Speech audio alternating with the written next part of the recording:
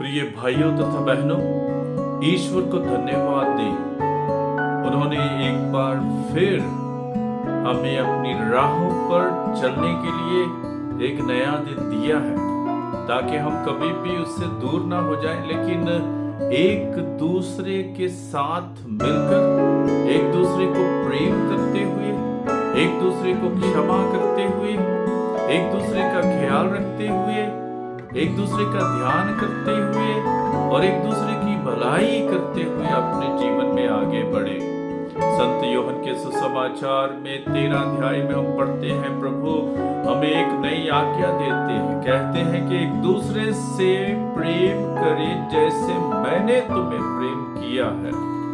कल मैं पढ़ रहा था, कहीं पर लिखा था कि इस भीड़ में भी बहुत से लोग अकेले हैं, बहुत से लोग अकेले हैं। हम एक दूसरे को प्यार नहीं कर पाते, हम लोग एक दूसरे को प्रेम नहीं कर पाते हैं, क्योंकि हम जो अपेक्षाएं रखते हैं शायद हमारे जीवन में पूरी नहीं होती है, पूर्ण नहीं होती है, हमारे जीवन में संपूर्ण नहीं होती है, तो हम लोग निराश हो जाते हैं, टूट जाते हैं और अपने जीवन में आगे बढ़ने में असमर्थ महसूस करते हैं। लेकिन जब हम एक दूसरे से दिल से, पूर्ण हृदय से प्यार करते हैं, प्रेम करते हैं, तो हमारा जीवन बदल जाता है, हमारे जीवन में खुशियों का आगमन होता है, आनंद का आगमन होता है, भरपूरी का आगमन होता है, संपूर्णता का आगमन होता है और हम दूसरों का भी नेतृत्व कर सकते हैं सकारात्मक बातों में। जब हम अपने आप से प्रेम रखते हैं, दूसरों से प्रेम रखते हैं और जब हम लोग अपने ईश्वर को, अपने प्रभु को अपने हृदय से प्यार करते हैं। प्रेम करना केवल एक बात ही नहीं है, हमारा हर काम इसके लिए होना चाहिए। जो भी हम करें प्रभु के प्रेम के लिए करें, एक दूसरे के प्रेम के लिए। प्रभु यीशु कहते हैं कि यदि आप एक दूसरे से प्रेम करते हैं तो लोग इसी से जानेंगे कि आप मेरे शिष्य हैं। और कोई बात नहीं है जिससे जानना है, विश्वास है, ठीक है, और सत्य के मार्ग पर चलना ठीक है, लेकिन जब हम लोग एक दूसरे से प्रेम करते हैं, हम अपने आप को उनके लिए समर्पित करने के लिए तैयार हो जाते हैं और पूर्ण रूप से समर्पित करने के लिए तैयार हो जाते हैं। जिन्हें हम प्रेम करते हैं, हम उनके लिए अपने आप को बदलने के लिए तैयार हो जाते हैं। ये प्रेम का प्रभाव है, प्यार का प्रभाव है और ये प्रेम हमारे हृदय से पैदा होना चाहिए, ना कि किसी के चेहरे को देखकर, ना कि किसी के बाहरी रंग रूप को देखकर, लेकिन आत्मिकता को देखते हुए, आध्यात्मिकता को देखते हुए, आत्मा को देखते हुए हम दूसरों से प्रेम करते हैं कि उनकी आत्मिक क्षमता क्या है, आध्यात्मिक क्षमता क्या है, उनके भीतर क्या है, ये महत्वपूर्ण है। जो बाहरी है वो महत्वपूर्ण नहीं, क्योंकि वो क्षण भंगुर है, कुछ समय के लिए है, लेकिन जो आत्मिकता है सदा सर्वदा है, हमेशा के लिए है। और प्रेम उस आत्मिकता से, उस आध्यात्मिकता से पैदा होना चाहिए। और आत्मिकता से क्या पैदा होगा, आध्यात्मिकता से क्या पैदा होगा? हमारा एक दूसरे के साथ सही संबंध, कि कोई मुझे जानता है, कोई मुझे पहचानता है, मैं किसी को जानता हूँ, मैं किसी को पहचानता हूँ, कोई मुझे समझता है, मैं किसी को समझता हूँ, वो कोई मेरे लिए भलाई करता है, मैं उनके लिए भलाई करना चाहता हूँ और दूसरों के लिए भी भलाई करना चाहता हूँ जो शायद मेरे जीवन में मेरे लिए बुराई करते हैं। तो जो प्यार करता है वो सदा भलाई ही करता है, अच्छा ही करता है, सत्य के मार्ग पर चलता है, प्रभु के पद चिन्हों पर चलता है।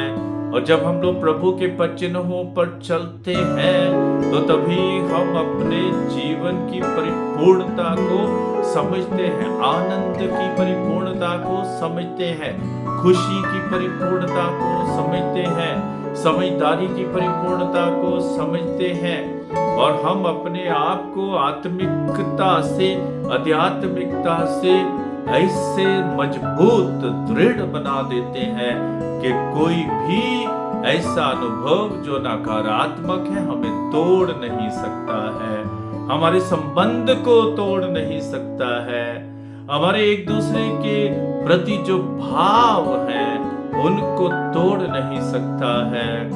प्रभु से सीखे, प्रभु ने हमें प्रेम किया, प्रभु ने अपना जीवन न्यौछावर कर दिया हमारे लिए, ताकि हम भी उनके चिन्हों पर चले। प्रेम में बलिदान है, प्रेम में त्याग है, प्रेम में अपने आप को बदलने की क्षमता है।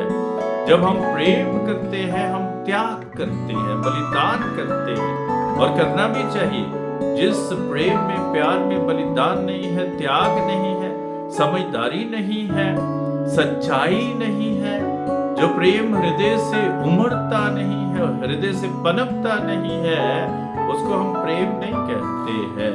दूसरी बात जो मैं जोड़ना चाहता हूँ इसके साथ, प्यार करना अपने जीवन में एक निर्णय लेना है, फैसला लेना है कि मुझे किसी को प्यार करना है। ये अपने आप नहीं आएगा, ये अपने आप नहीं आएगा, हमें ये सोचना पड़ेगा, विचार करना पड़ेगा और फैसला करना पड़ेगा, निर्णय लेना पड़ेगा, निश्चय करना पड़ेगा कि हम दूसरों को प्यार करेंगे।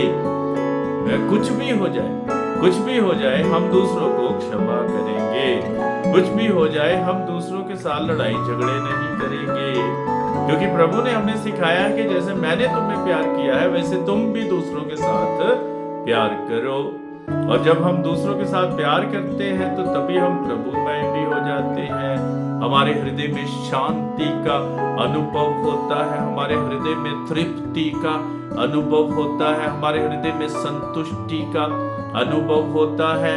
हम एक दूसरे के भावों को समझने के लिए, भावनाओं को समझने के लिए सक्षम हो जाते हैं, हम दूसरों की सेवा में तत्पर रहते हैं। हम ये नहीं जानते कौन है सामने, लेकिन फिर भी सेवा के लिए तत्पर रहते। क्यों?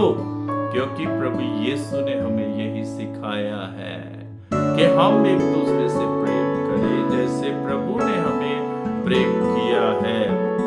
और ये मानवता, ये इंसानियत तभी आगे बढ़ सकती है जब प्रेम है, प्यार है, क्योंकि प्यार और प्रेम के कारण ये संबंध है। यदि प्रेम नहीं, प्यार नहीं, कोई संबंध नहीं है, कोई किसी का पिता नहीं, कोई किसी की माँ नहीं, कोई किसी की बहन नहीं, भाई नहीं, कोई किसी का पति नहीं, कोई किसी की पत्नी नहीं, कोई किसी का दोस्त नहीं, मित्र नहीं है, कोई किसी का दादा दादी, नाना नानी नहीं है, तो ये संबंध है, ये प्रेम के कारण है। हम प्रेम करते हैं तभी संबंध है। तो आइए हम लोग प्रेम करना सीखें, एक दूसरे को क्षमा करना सीखें, एक दूसरे को समझना सीखें, एक दूसरे के लिए भलाई करना सीखें, एक दूसरे के लिए अच्छी सोच रखें, विचार रखें, और ये मानवता, ये इंसानियत प्रभुमय हो जाएगी। तब भी हमारी मानवता में, हमारी इंसानियत में आत्मिकता पैदा होगी, ईश्वरीयता पैदा होगी, और हम ईश्वरीय बन जाएंगे। प्रभु आप सबको आशीष प्रदान करें, आपका दिन मंगलमय हो और आपके परिवार खुशहाल रहे।